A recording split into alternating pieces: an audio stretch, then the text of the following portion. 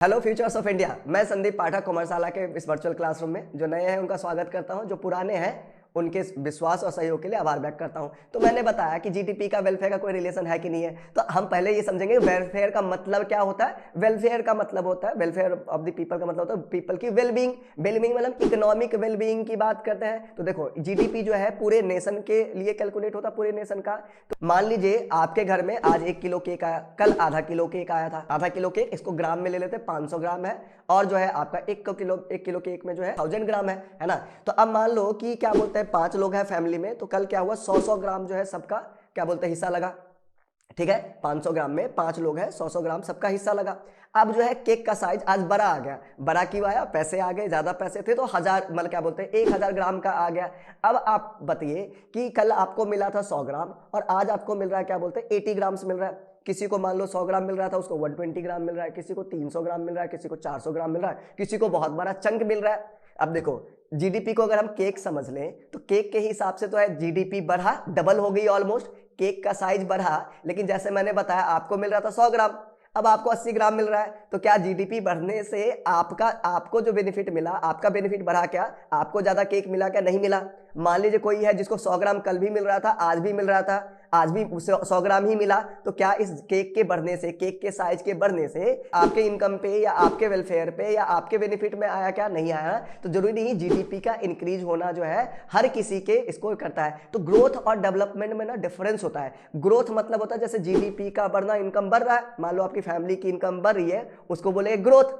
लेकिन डेवलपमेंट का मतलब होता है उस ग्रोथ का, वो जो इंक्रीज इन इनकम है, उस इंक्रीज इन केक जो है, केक का साइज है, उसमें हर किसी को फायदा मिले। ठीक है ना। तो मतलब बोलते हैं जब आपका ग्रोथ हो रहा है और उसका फायदा हर किसी को मिलता है, मतलब जो ग्रोथ है वो इंक्लूसिव है, मतलब हर कोई उसमें इंक्लूडेड है, हर एक लास्ट पर्सन तक उसका बेनिफिट जा रहा है। तो इसको हम बोलते हैं डेवलपमेंट। डेवलपमेंट हमेशा इंक्लूसिव इन नेचर होता है, ग्रोथ जरूरी नहीं इंक्लूसिव इन नेचर है। मान लो एक कंट्री का इनकम तो बढ़ रहा है, जैसे इंडिया केस में बहुत बोलते हैं इनकम तो बढ़ रहा है, लेकिन कुछ लोगों का इनकम बहुत ज्यादा बढ़ रहा है, कुछ लोग गरीब थे और ज्यादा गरीब हो रहे हैं, कोई जो है उनका मतलब कम हो रहा है ना ज्यादा हो रहा है। समझ रहे ना। तो इस चीज को हमें समझना होगा। तो हम देखते हैं जीडीपी का डिस्ट्रीब्यूशन कैसा है। क्या जीडीपी जो इंक्रीज इन जीडीपी है, जो जीडीपी इंक्रीज हो रही है, क्या इक्विटेबल डिस्ट्रीब्यूशन है या नहीं है? नहीं है। तो इसका मतलब क्या जीडीपी जो है वेलफेयर को अचीव नहीं करेगा।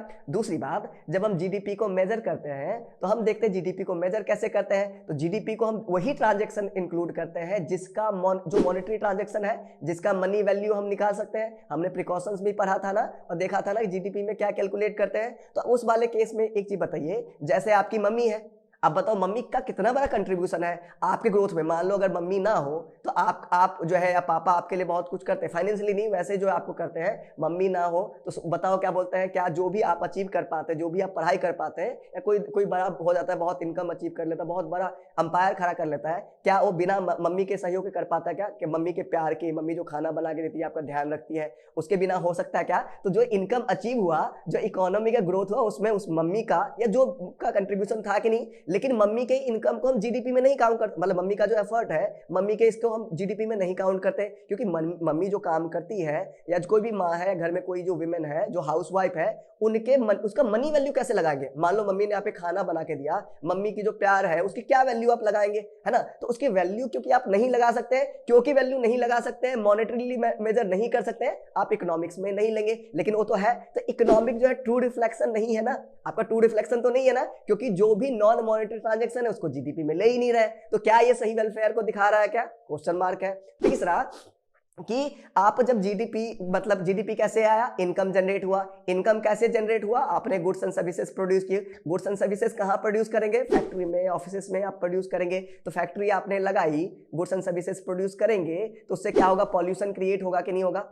अब ये जो पॉल्यूशन क्रिएट हुआ वो इन्वायरमेंट पे इंपैक्ट कर रहा है, उस पॉल्यूशन का आपके हेल्थ पे इंपैक्ट कर रहा है, आपके हेल्थ पे इंपैक्ट कर रहा है तो आपके परफॉर्मेंस बाकी चीजों पे इंपैक्ट कर रहा है। लेकिन क्या उस चीज को आप जीडीपी में क्या बोलते हैं कंसीडर करते हैं क्या? जिसको हम बोलते हैं एक्सटर्नैलिटीज। एक्सटर्नैलिटीज दो तरह का हो सकता है, पॉजिटिव एक्सटर्नैलिटीज, नेगेटिव एक्सटर्नैलिटीज। इस वाले केस में क्या है? नेगेटिव एक्सटर्नैलिटीज है ना। मान लो सपोज आपके घर के बगल में एक फैक्ट्री लगी हुई है, उससे धुआं निकल रहा है, ठीक है। अब धुआं निकलने से मान लो आपको कोई भी सांस की या कोई भी हेल्थ की प्रॉब्लम हुई, अब आप डॉक्टर के पास जाएंगे, उसका जो भी बिल बनेगा आप पे करेंगे, उससे जो भी नुकसान होगा आपके हेल्थ पे होगा। तो उसने जो इनकम, उस फैक्ट्री ने उसको गुड्स एंड सर्विसेज प्रोड्यूस को इनकम जनरेट की, तो उसने जो इनकम जनरेट की उसमें से क्या आपके बिल को पे किया, क्या उसने आपके हेल्थ पे जो नुकसान हुआ उसको कंसीडर किया? क्या जीडीपी में इसका कंसीडरेशन नहीं है? तो इस नेगेटिव एक्सटर्नैलिटीज को नहीं लिया आपने, कंसीडर नहीं किया, तो क्या ये सही जीडीपी को रिफ्लेक्ट करता है? क्या ये वेलफेयर को रिफ्लेक्ट करता है? क्या इसी के लिए हम बहुत बार ग्रीन जीडीपी की बात करते हैं। ग्रीन जीडीपी, ग्रीन जहां भी वर्ड आएगा मतलब इन्वायरमेंटल सस्टेनेबिलिटी की बात करते हैं, इन्वायरमेंट की प्रोटेक्शन की बात करते हैं। तो जब हम जीडीपी कैलकुलेट करें तो जीडीपी का जो हमारा जीडीपी जनरेट करते हैं, गुड्स एंड सर्विसेज प्रोड्यूस करते हैं, इकोनॉमिक वेलबींग अचीव करते हैं, उससे इन्वायरमेंट पे क्या इंपैक्ट पड़ा उसको भी कंसिडर कर लेना, हम ग्रीन जीडीपी की बात करते हैं। अच्छा, दूसरा केस लीजिए, ये तो नेगेटिव वाली थी। ऐसे एक पॉजिटिव एक्सटर्नैलिटीज होती है, जैसे मान लीजिए अब आपके घर के बगल में ना फैक्ट्री नहीं, घर के बगल में कोई पार्क बना दिया गवर्नमेंट ने, ठीक है। अब पार्क है तो उसका पॉजिटिव वाइब आप तक आएगी, एक क्या बोलते हैं आपका अच्छी एयर आपको मिलेगी ब्रीथ करने के लिए, है ना। तो अब उससे क्या हुआ, लेकिन उस पार्क का जो बेनिफिट मिला, क्या उसके लिए आपने कोई कुछ पे किया? क्या नहीं पे किया ना, कोई ट्रांजेक्शन नहीं पे किया, तो उसको भी आप जीडीपी में नहीं लेंगे।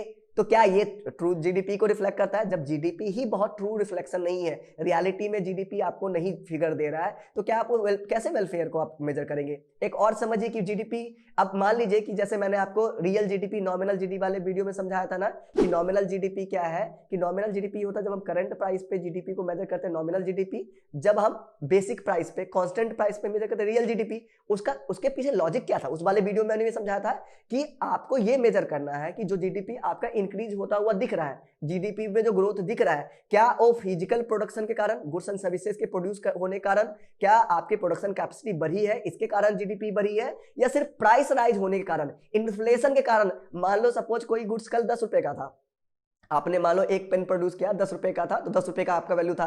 आज भी एक ही पेन प्रोड्यूस किया लेकिन उसकी वैल्यू 20 रुपया हो गई, मतलब या प्राइस राइज होकर 15 रुपया हो गई, तो देखने में तो लग रहा है 10 रुपया से 15 रुपया हो गई, नहीं हुआ ना, लेकिन वो तो फिजिकल आउटपुट तो उतना ही है। तो इसके लिए आपका जो जीडीपी है, अगर आप नॉमिनल जीडीपी लेते हैं तो ट्रू रिफ्लेक्शन को नहीं दिखाता है। तो क्या ये वेलफेयर को आपका जो है अचीव करता है? क्या इसके अलावा जब आप जीडीपी के कंपोजिशन की बात करते हैं तो जीडीपी का जो कंपोजिशन है, देखो जीडीपी ना 2-3 तरह से मेजर किया जाता है। एक तो आप इनकम मेथड से करो, सर्कुलर फ्लो ऑफ इनकम में हमने देखा था कि या तो इनकम मेथड से कैलकुलेट करो, एक्सपेंडिचर मेथड से कैलकुलेट करो, या प्रोडक्शन मेथड से करो, जीडीपी सेम आती है।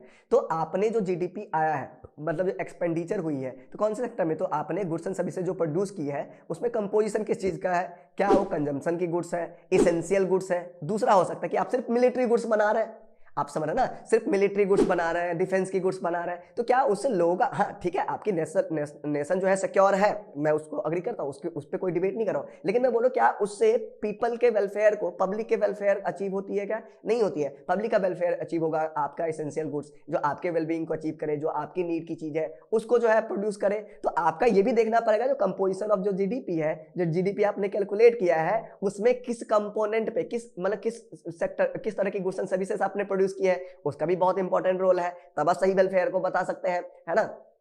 तो आपका ये जो कंपोजिशन है। दूसरी बात, मान लो जीडीपी बढ़ तो रही है, जीडीपी बढ़ तो रही है ना, इंक्रीज हो रहा है जीडीपी, लेकिन जितना जीडीपी, मान लो घर का इनकम बढ़ा 10 रुपया, सपोज कि मान लो 5 लोग मेंबर है, ठीक है, आपका सबके हेड पे जो है आपका 10-10 रुपया जा रहा था, ठीक है, 5 लोग थे, 50 रुपए का इनकम था, सबके हेड पे 10-10 रुपया जा रहा था, लेकिन मान लो इनकम बढ़ गया, 10 रुपए से बढ़ गया 60 रुपया हो गया, और लेकिन घर फैमिली मेंबर में 2 लोग बढ़ गए। अब बताओ, अब पर हेड के हिसाब से कम हो जाएगा नहीं? पहले 10-10 था, अभी सोचो 7 लोग हो गए और इनकम आपका 60 रुपया है, पर हेड आपका कम हो जाएगा नहीं हो जाएगा? तो यही हम देखते हैं पर कैपिटा इनकम की बात करें। पर कैपिटा इनकम मतलब टोटल जो इकोनॉमी का इनकम है, ये पूरे नेशन का इनकम है, उसमें से हर एक बंदे का कितना है, तो जितना भी पॉपुलेशन है उससे डिवाइड कर दो, आपका पर कैपिटा इनकम आ जाएगा ना। तो हम देखते हैं कि पर कैपिटा इनकम कितना है, क्या पर कैपिटा इनकम भी इंक्रीज हो रही है कि नहीं हो रही है, पर कैपिटा जीडीपी इंक्रीज हो रही है कि नहीं हो रही है। अब आपका जीडीपी तो बढ़ रहा है, मान लो 10% से, पॉपुलेशन बढ़ रहा है 15% से, 20% से, तो इसका मतलब वो जीडीपी बढ़ने का भी कोई फायदा नहीं हुआ, वेलफेयर नहीं अचीव हुआ। तो जब हम जीडीपी, तो यही सारे कंसिडरेशन जब हम बात करते हैं, तो क्या जीडीपी ट्रू वेलफेयर को दिखाता है कि नहीं दिखाता है। तो अगर हम कंक्लूड करना चाहें, देखो एग्जैक्टली जो है ट्रू वेलफेयर को तो नहीं करता, इस सारे पॉइंट्स को कंसीडर करना पड़ेगा, लेकिन कहीं ना कहीं जीडीपी बहुत इंपॉर्टेंट है। जब इनकम ही नहीं होगा तो बाकी चीज के बारे में आप नहीं सोच सकेंगे। तो कहीं ना कहीं ये इंडिकेटर तो है, एक इंडेक्स तो है कि इकोनॉमी के क्या बोलते हैं वेलबींग को नापने का, लेकिन ये जरूरी नहीं कि 100%